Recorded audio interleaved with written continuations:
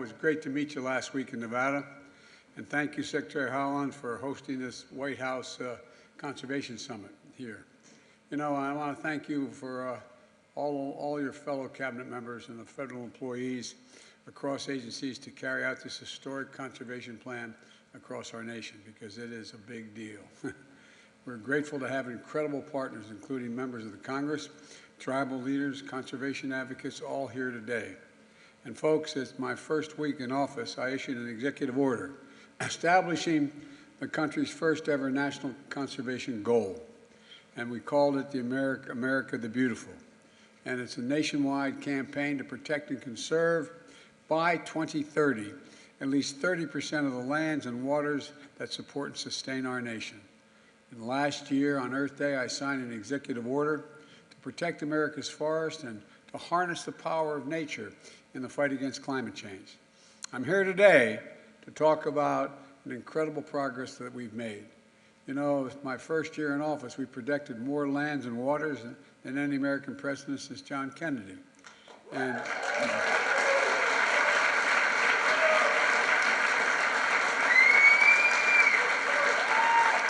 with the help of members of Congress here today, I signed a bipartisan infrastructure law and the Inflation Reduction Act, the largest investment in climate and environmental justice and conservation ever, anywhere in the world.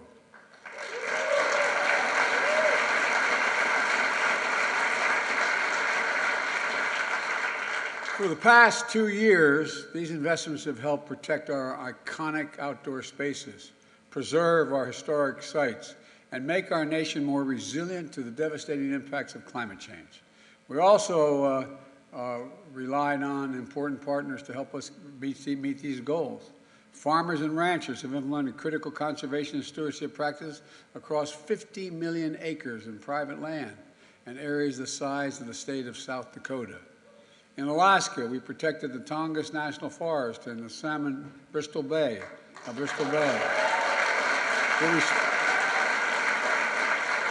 We restored the protections and status the previous administration rolled back and Bears Ears National Monument. The Grand Staircase Escalante, the northeast canyons and seamount of the Marine Monument. Last year, I had the honor of visiting Camp Hale, Continental Divide in Colorado, and adding that to the list of national monuments for the first time to be added into my administration. It matters. This matters because when we conserve our country's natural gifts, we're not just protecting the livelihoods of people who depend on them, like the family farms, outdoor recreation, businesses, rural communities, welcoming visitors from all across the country and around the world, as that matter. We're protecting the heart and the soul of our national pride. We're protecting pieces of history, telling our story that will be told for generations upon generations to come. You know, our natural wonders are literally the envy of the world. They've always been, and they always will be, essential to our heritage as a people and essential to our identity as a nation. That's why the budget I released earlier this month includes new funding to increase access to our natural areas for Americans from all backgrounds. We're going to continue to take aggressive steps toward conservation with the big actions I'm about to announce today. First, I'm proud to use my authority under the Antiquities Act to establish and I want you to know it's a big deal, the Havaniqua May. I'm having trouble. Thank you. I got it. I just know it as Spirit Mountain in Nevada. It's one of our most beautiful landscapes, and it ties together one of the largest contiguous wildlife corridors in the United States, 500,000 acres. Breathtaking deserts, valleys, mountain ranges, rich in biodiversity, sacred lands that are central to the creation story of so many tribes who have been here since time immemorial. Look, you know, it's a place of reverence, it's a place of spirituality, and it's a place of healing. And now it will be recognized for the significance it holds and be preserved forever, forever.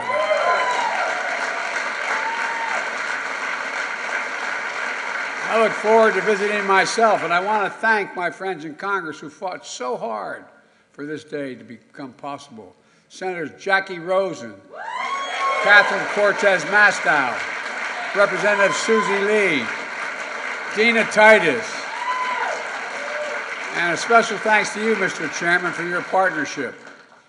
Look, second thing we're doing is we're protecting the Castner Range in Texas as a national monument. Thank you, Veronica Escobar, Representative, for your leadership in this. Now, I hope you'll still have reason to call me, because you called me a lot on this one. This is managed by the United States Army at Fort Bliss, and it tells the story of the tribal nations who live there and the members of our armed forces who trained in those lands. It's also a place of incredible beauty. And right now, as winter gives way to spring, Mexican gold poppies are bursting into bloom. You can see, what I wanted to do is have all this in a video behind me here, because when you see it, it's just breathtaking. Transforming desert plains and hills into a sea of vibrant yellow and oranges, framed in the rugged mountains of the blue sky. The people of El Paso have fought to protect this for 50 years. Their work has finally paid off.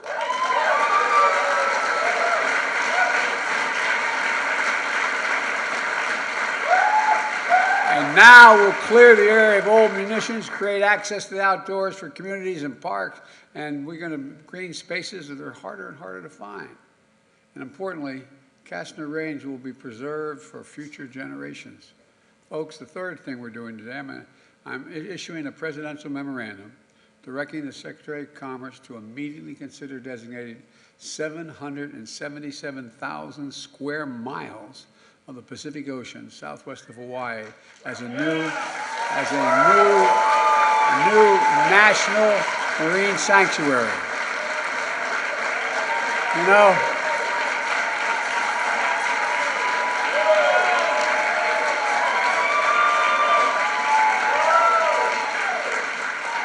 that's an area larger than Alaska and Colorado put together and 3 times the size of Texas. That's no small amount of land underground.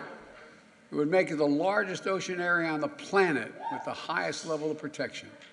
And it will help us meet our goal of conserving, the goal I set when I got elected, of protecting and conserving 30% of our oceans. It's a network of islands and reefs where waters are filled with the most diverse marine life on the planet.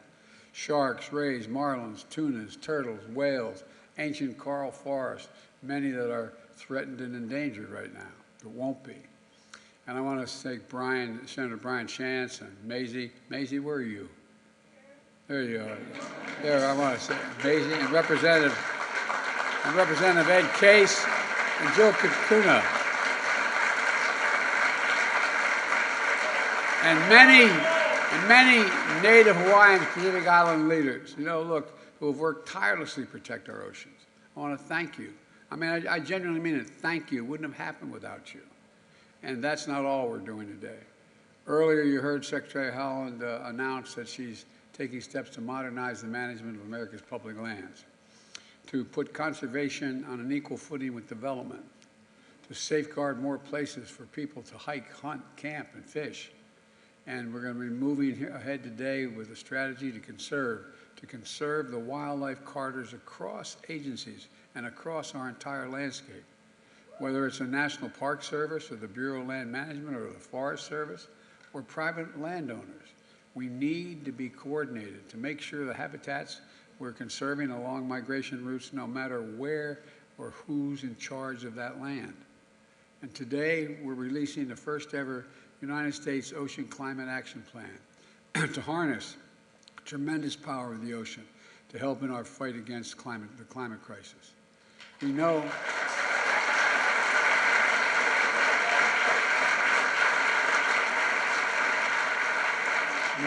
and you well know, we can reduce emissions by building offshore wind farms, better protect our coastal and fishing communities from worsening storms, changing fisheries and other impacts on climate change. And I'm also committed to working with the tribal leaders here, as well as Senator Patty Murray, Maria Cantwell, and Representative Mike Simpson, to bring healthy and abundant salmon runs back to the Colorado River system.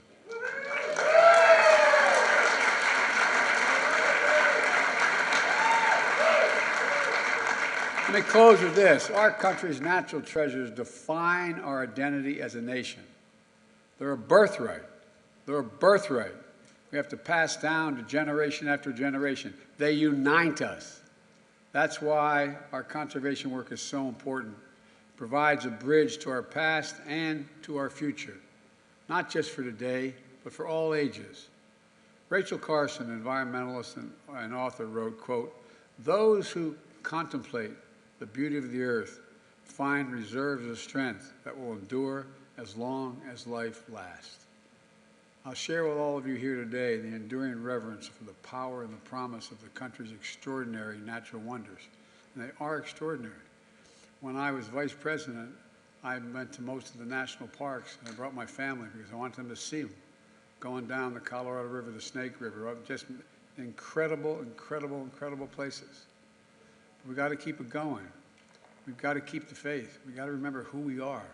We're the United States of America, and we owe to our children, our grandchildren, our great-great-grandchildren, and all to come what we have and what we can preserve. There's nothing beyond our capacity if we work together. So God bless you all, and may God protect our troops. Thank you so much.